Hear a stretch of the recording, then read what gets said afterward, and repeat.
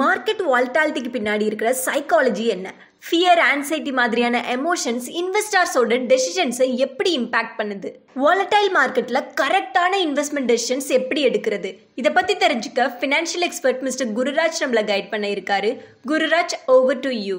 எதனால இந்த ஒரு பயம் வருதுனாக்கா, நம்ம ரீசெண்டா நடந்த இன்சிடென்ட் தான் நம்ம ஜாஸ்தி போக்கஸ். உதாரணத்துக்கு இன்னைக்கு நம்ம பேசுறதெல்லாம் வந்துட்டு இந்த அக்டோபர், நவம்பர் 2 மாசம் கரெக்ஷன் பத்தி தான் பார்ப்போம். நம்ம 2008 நடந்ததோ 2000 நடந்ததெல்லாம் யாரும் ஞாபகம் கூட வச்சிருக்க மாட்டாங்க. நான் இன்னைக்கு டேட்டா சொன்னதுனால உங்களுக்கு கொஞ்சம் ஞாபகம் வந்துடும். இது இல்லைனாக்கா உங்களுக்கு எப்போ கரெக்ஷன் வந்ததுன்னு நான் கேள்வி கேட்டிருந்தேனாக்கா, நீங்க இப்போ இந்த 2 மாசம் இல்ல 2020 மேக்சிமம் அவ்வளவு, 2011 நடந்ததோ 15 நடந்ததெல்லாம் வாய்ப்பே இல்லை. எப்போதுமே நம்ம மைண்ட் எப்படி ஒர்க் ஆகும்னா, லேட்டஸ்ட் உதாரணத்துக்கு ஒரு ஏரோப்ளேன்ல போறோம்னாக்கா, ஜஸ்ட் 2 நாள் முன்னாடி ஏதாவது ஒரு பிளேன் கிராஷ் ஆச்சுன்னாக்கா உடனே நம்ம வந்து யோசிப்போம், ஐயோ நம்ம பிளேன் இந்த மாதிரி ஆயிடுமா அப்படின்னு. அது ஏதோ ஒரு இன்சிடென்ட் நடந்திருக்கும். பட் நம்ம மைண்ட்ல என்ன வரும்னா, இப்ப ரீசெண்டா அதுதான் பேப்பர்ல படிச்சிருக்கோம். அதுவும் இன்னும் எப்ப பயம் வரும்னாக்கா, நம்ம போற ரூட்லயே அந்த ஆக்சிடென்ட் நடந்ததுனாக்கா உடனே நம்ம இன்னும் பயப்படும். நிறைய பேர் பாத்தீங்கன்னாக்கா, இந்த பிளேன் கிராஷ் போது அந்த யூஎஸ்ல நடந்தது இல்லையா, அப்போ எல்லாருமே ரோட்ல போக ஆரம்பிச்சு,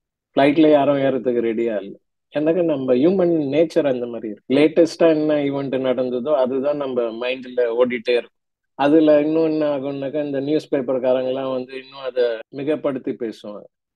நிறைய நியூஸ் பேப்பர் பாத்தீங்கன்னாக்கா 2 லட்சம் கோடி லாஸ் ஆயிடுச்சு, 3 லட்சம் கோடி லாஸ் ஆயிடுச்சு மார்க்கெட்ல. அதெல்லாம் அர்த்தமே இல்லை. 3 லட்சம் கோடினாக்கா பணம் எடுத்தா தானே லாஸ் முதல்ல, ரைட்? பணம் எடுக்காத வரைக்கும் எங்கேருந்து லாஸ் வருது? பட் அவங்க எழுதுனவங்களுக்கு ஒரு ஹெட்லைன் வேணும்ன்றச்சு அது ஒரு மிகப்படுத்தி பேசுவாங்க எப்போதுமே. நம்ம மனசும் என்ன பண்ணுவோம்னாக்கா, அந்த டைம்ல நியூஸ் தேடும், எப்படிப்பா இருக்கு, அடுத்த வருஷத்துக்கு என்ன சொல்றாங்க, கூகுள் பண்ணி பார்ப்போம். எங்கேயாவது நம்ம படிச்சோம்னாக்கா உடனே, ஓ பாத்தீங்க நம்ம நினைச்சது கரெக்டு தான், எல்லாரும் அதான் சொல்றாங்க பாருங்க. அதுதான் நம்ம கன்ஃபர்மேஷன் பயஸ். எனக்கு நம்ம தேடுறோம், நம்மளோட பிலீஃபை வந்து கன்ஃபார்ம் பண்ணிக்கிறதுக்கு நம்மளுக்கு அந்த மாதிரி ரிலேட்டட் நியூஸ் தான் தேடிட்டு இருக்கோம். ஸோ இதெல்லாம் தான் நம்ம பயம் இன்னும் ஜாஸ்தி உண்டாக்கும் நம்மளுக்கு, ரைட்? ஸோ கவலைப்படாதீங்க. நம்ம பண்ண வேண்டியது சிம்பிள். நான் சொன்ன மாதிரி முதல்ல நீங்க வந்து உங்க என்ன கோலுக்கு இன்வெஸ்ட் பண்றீங்கன்றது கிளியரா வச்சுக்கோ. நிறைய பேருக்கு அந்த கிளாரிட்டியே இருக்காது. எதுக்குப்பா பணம் போட்டேன்னு கேட்டீங்கன்னாக்கா, நிறைய பேர் சொல்லுவாங்க, சார் பணம் இருந்தது அதனால இன்வெஸ்ட் பண்ணேன். பணம் இருந்தது இன்வெஸ்ட் பண்றது அது ஒரு காரணம் இல்லை. என்ன காரணத்துக்கு போட்டீங்க? அப்போ உங்களுக்கு அந்த டைம் பீரியட் தெரியும். நம்ம பண்ணக்கூடிய தப்பு என்னன்னாக்கா, ஒரு 3 வருஷத்துல உங்களுக்கு பணம் தேவைன்னாக்கா அந்த பணம் ஈக்விட்டியில வரவே கூடாது. எனக்கு 3 வருஷத்துல மார்க்கெட் என்னன்னு ஆகலாம். உதாரணத்துக்கு அந்த 3 வருஷத்துல ஒரு 50% லாஸ் ஆச்சுன்னாக்கா உங்க முதலுக்கே மோசமாயிடும். அது உங்களால ஜீர்ணிக்க முடியாது.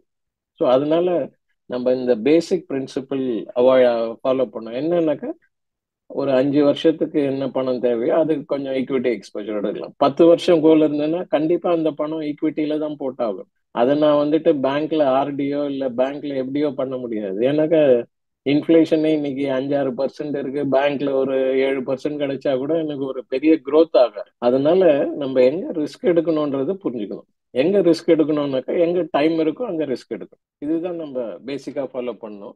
உங்களுக்கு இந்த டாபிக்லயோ ஆர் வேற ஏதாவது இன்வெஸ்ட்மெண்ட் ரிலேட்டட் டாபிக்ஸ்லயோ டவுட்ஸ் இருந்தா எங்க ஃபினான்ஷியல் எக்ஸ்பர்ட்ஸ் கூட டைரக்ட் அப்பாயின்மெண்ட் புக் பண்ணிக்கலாம். அப்பாயின்மெண்ட்கான லிங்க் டெஸ்கிரிப்ஷன்ல இருக்கு, செக் பண்ணிக்கோங்க. ஆல்சோ ஃபைனான்ஸ் அண்ட் இன்வெஸ்ட்மெண்ட் பத்தி இன்னும் நல்லா தெரிஞ்சுக்கணும்னா எங்க லைவ் வெபினார் ஜாயின் பண்ணிக்கோங்க. வெபினார்க்கான லிங்க்கும் டெஸ்கிரிப்ஷன்ல இருக்கு, செக் பண்ணிக்கோங்க. இந்த webinar full and full free. உங்களுக்கு இந்த வீடியோ பிடிச்சிருந்தா லைக் பண்ணுங்க. ஃபைனான்ஸ் பத்தி தெரிஞ்சுக்கணும்னு நினைக்கிற உங்க ஃப்ரெண்ட்ஸ் அண்ட் ஃபேமிலிக்கு ஷேர் பண்ணுங்க. ஆல்சோ மறக்காம சப்ஸ்கிரைப் பண்ணிக்கோங்க.